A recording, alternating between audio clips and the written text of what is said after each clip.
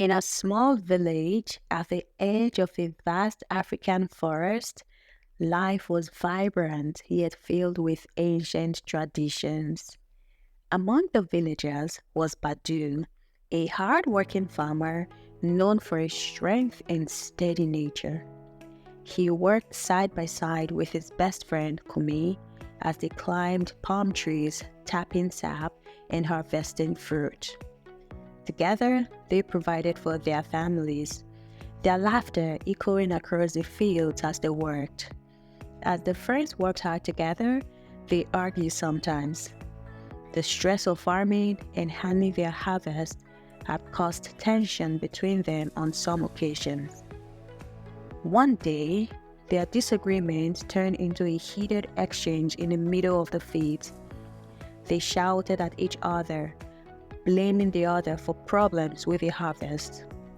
Words were thrown around, and it seemed like their friendship might be over. However, a few days later, both men came to their senses. They met under a large tree, talked things out, and forgave each other. They were friends again, shaking hands and even laughing together as they shared palm wine that afternoon. But one fateful day, as Kumi was gathering palm fruit, he lost his footing and fell from a great height.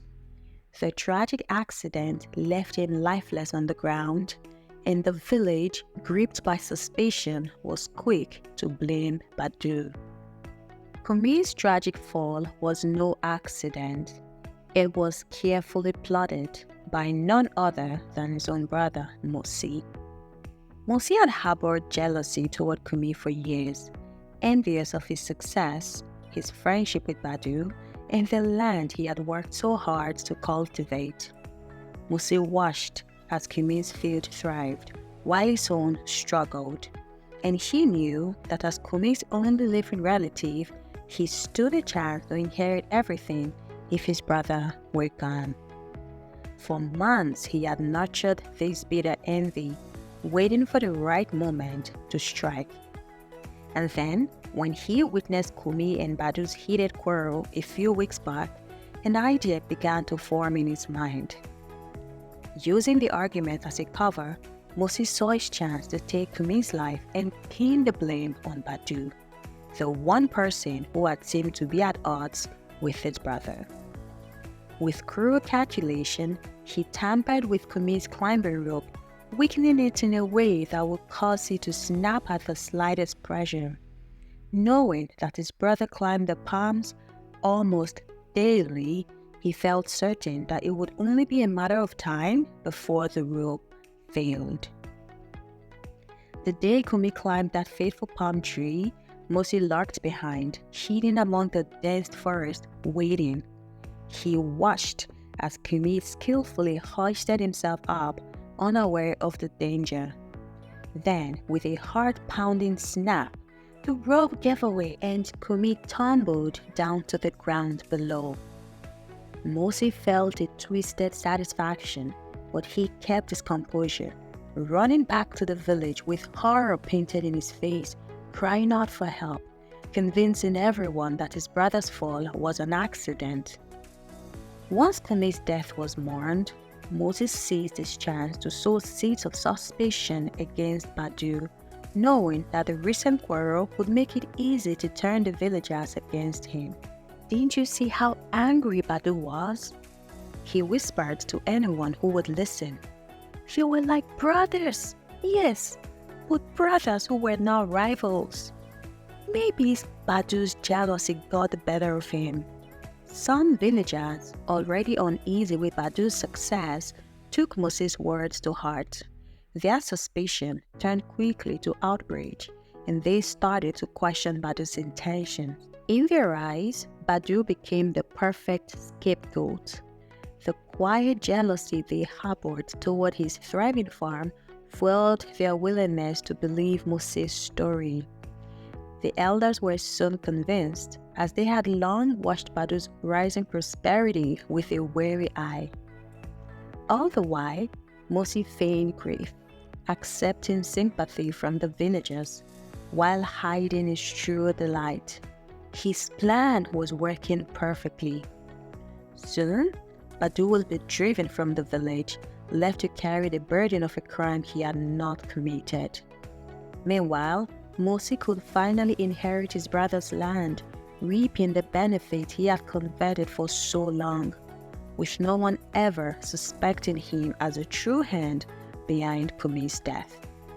Badu was known for his hard work, and his fields were often more fruitful than others. People admired his success, but there was also bitterness among them. Many had whispered about how Badu always had good harvest, and some even spread rumors that he must be using tricks or underhanded ways to get ahead. So when Kumi's accident happened, those with resentment eagerly revived the story of their argument, twisting it to suggest that Badu had wanted to harm Kumi all along. They said things like, "Didn't we see him yelling at Kumi? There was anger in his eyes, and he must have felt threatened by Kumi and wanted him gone." The villagers' whispers grew louder, and soon the small community was caught up in anger and suspicion. They wanted to believe that Badu had done something wrong, even though he had made peace with his friend long before. The elders, sensing the villagers' restlessness, didn't want any unrest to spread, so they took the villagers' accusations seriously. Soon, Badu found himself surrounded by anger, suspicion, and hatred, feeling the weight of every stare and murmur in the village.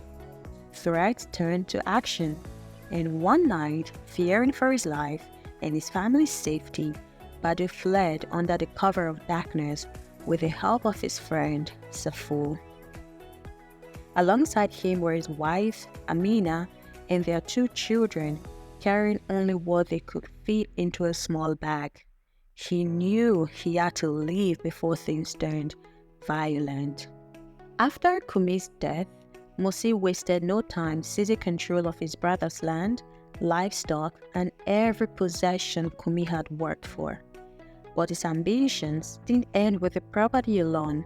He set his sights on Kumi's widow, Anna, who was still reeling from the loss of her husband. In her grief, Anna was unprepared for the cruelty that was to come. Mosi approached her with the proposition of marriage, framing it as a kind offer to keep her and her children under his protection. Anna, still mourning Kumi, and repulsed by Mosi's advances, refused. She held her ground, insisting that her place was only with Kumi and that she would never consider such a union. Enraged by her defiance, Mosi turned his heart cold, determined to make her pay for her rejection.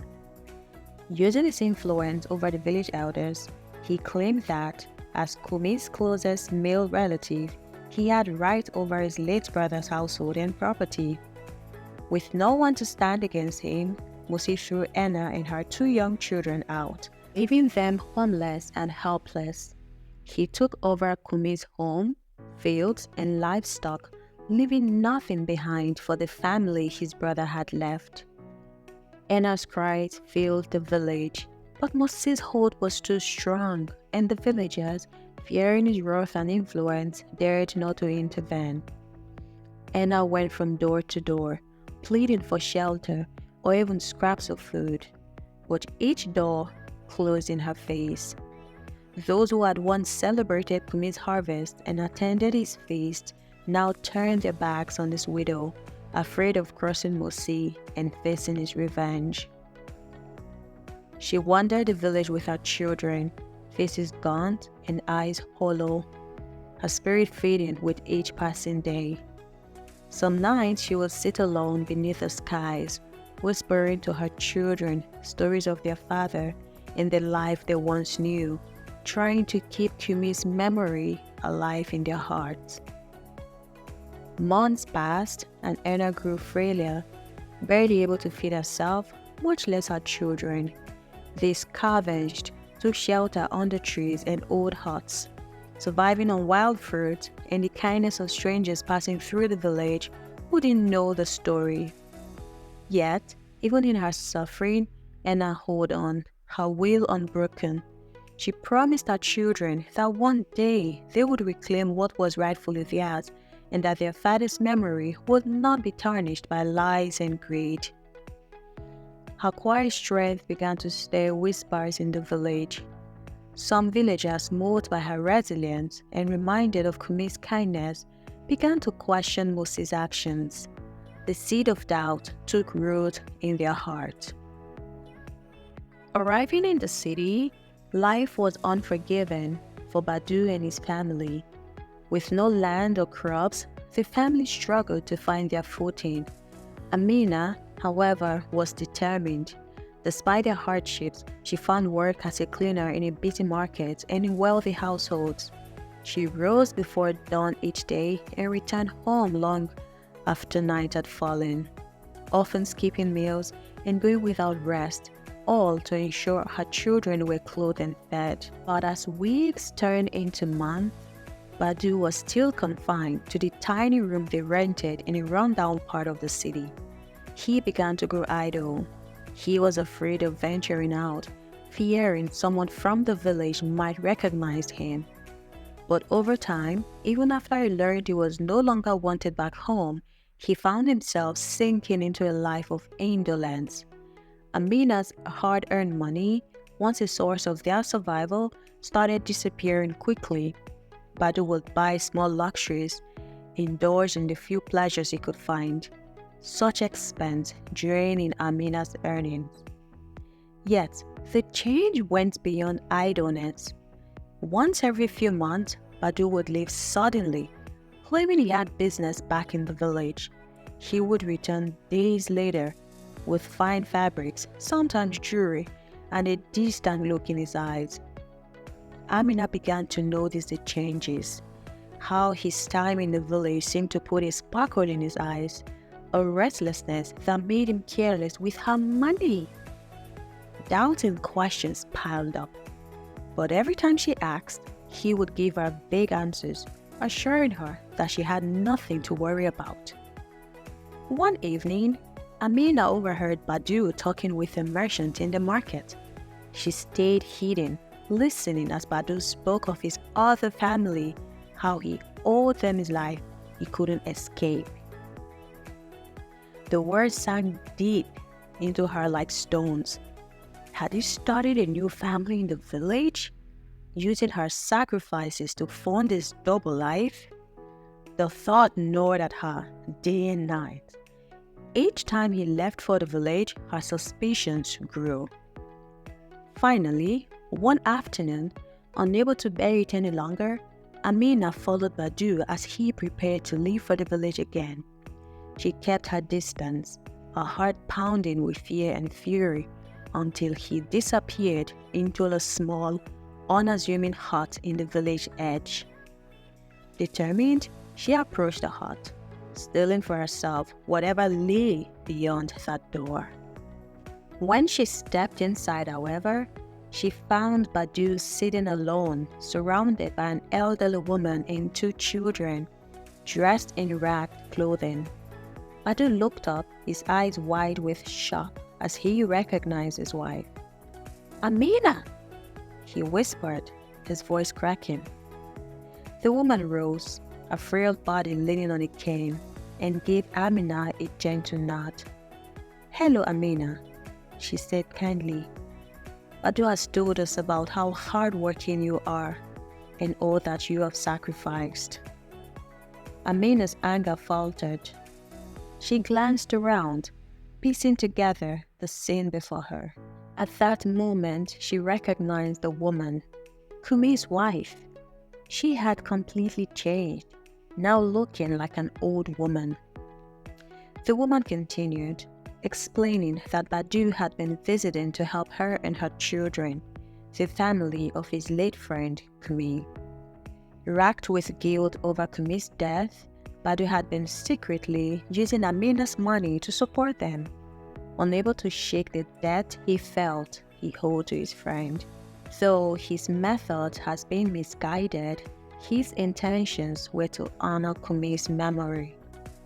Badu's frequent secret trips to the village were not just for checking on Anna and her children.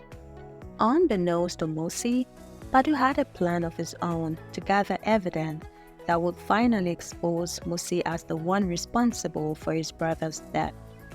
Badu was determined to uncover the truth, but he moved carefully, never drawing attention to his visit or revealing his intentions to his wife, knowing the words would cut her if she knew the risk he was taking.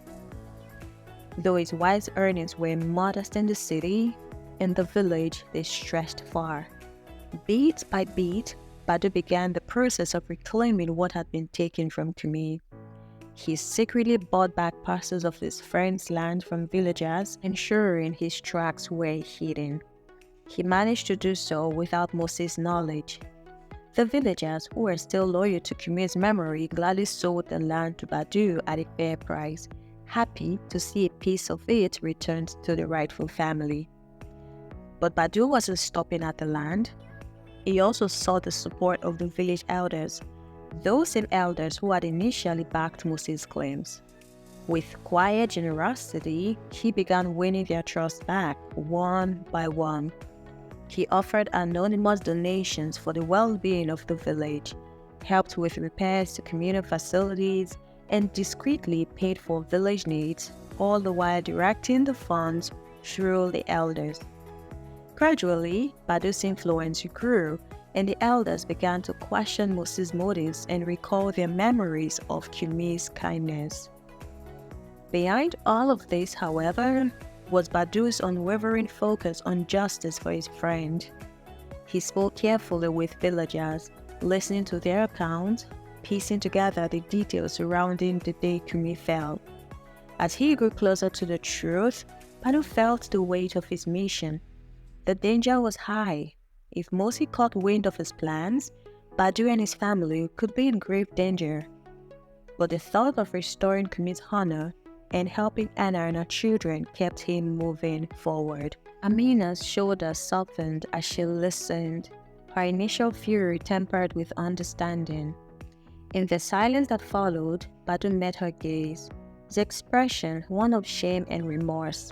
He had been too proud, too afraid to confess his guilt and his debt to Kumi's family, choosing instead to burden his wife without explanation. "Badu," Amina said softly, her voice a mix of disappointment and understanding. "We could have done this together. The lies only drove us further apart." He nodded, his voice heavy with regret. "I know. I was wrong to hide this from you. But now I see the pain my silence has caused." He reached for her hands. "Let me make it right, not just for Kumi's family, but for us too." Badu knew that the time had come for Mosi to pay for his sins. After months of careful planning, Badu gathered the final pieces of evidence he needed to expose Mosi once and for all. But Badu knew he needed a public setting to unveil the truth. Otherwise, Mosi would again use his influence to silence the truth, thereby putting him in danger one more time. So he decided to wait for the upcoming village festival, a day when the whole community would gather in celebration and everyone, including Mosi, would be present. On that day, Badu arrived quietly, slipping through the crowd to find his allies. When the celebration reached its peak and all eyes were on the chief and the elders, Badu finally made his move. Stepping forward, he raised his voice, calling for the village to listen to him. The villagers hushed as Badu, a man they hadn't seen in years, spoke with calm authority. "Today, I am here to bring justice for my friend Kumi," he began, his gaze fixed on Mosi, who stood frozen, a thin smile wavering on his face. For too long, Mosi was hidden behind lies, claiming the land and possessions that belonged to my friend and terrorizing his widow and children. The crowd murmured, a ripple of unease spreading through the audience. Mosi tried to laugh it off. stepping forward as if to dismiss Badu's accusations. You have no proof, Badu, he sneered. The land is mine, and you abandoned the village. But Badu remained unmoved. Proof? He said, lifting a hand. I have plenty. He nodded, and 2 villagers stepped forward, bringing out items that had belonged to Kumi. A piece of rope, frayed and suspiciously cut, and an account from a villager who had seen Mosi tampering with it the day before Kumi's fall. Badu had arranged for several villagers to share their testimonies, all of whom they'd been afraid to speak until Badu's return gave them courage. One by one, they spoke, describing how Mosi had taken over Kumi's property, his cruelty to Anna and her children, and his manipulation of the elders. The elders, who had been watching with hardened expressions, now stood with Badu, one of them reading from a written statement naming Mosi as the man who had in his greed orchestrated Kumi's death. Mosi's face twisted with anger, but Badu was ready. You took advantage of my absence, forced Erna and her children into poverty, and terrorized the village with your schemes. But today, your lies are laid bare before everyone. As Badu spoke, the crowd's anger grew, and Mosi, sensing he was losing control, turned to flee, but the villagers closed in, blocking his path. The elders stepped forward and decreed that Mosi was to be stripped of everything he had taken from Kumi and expelled from the village. It was a punishment that would leave him humiliated, exposed, and without a home. Mosi, now disgraced and powerless, fell to his knees, begging for forgiveness, but his pleas were met with silence. As he was led out of the village, he was forced to walk past Anna, who held her head high, no longer a victim. The villagers who had once turned their backs on her now rallied around, welcoming her and her children back with respect and gratitude. In the days that followed, Badu, with the support of the village, restored Kumi's land and home to Anna, ensuring that she and her children would never want for anything again. After that, Badu and his family returned to the city, where Badu sought to work to support his family. With newfound purpose, he worked as diligently as he had once on the farm, and as a family, they grew stronger. The hardships of their past lingered as a reminder, but they no longer defined them. Amina found her strength multiplied, knowing that she and her husband were united once more, their burdens and blessings shared. The end. Hey besties, I am sure you enjoyed watching this story. Now tell me, what are your thoughts on Badu's strategy to uncover the plot of Lucy? Would you have done something different? Did you think he did a good job? Let me know in the comment section, and see you in our next video. Bye!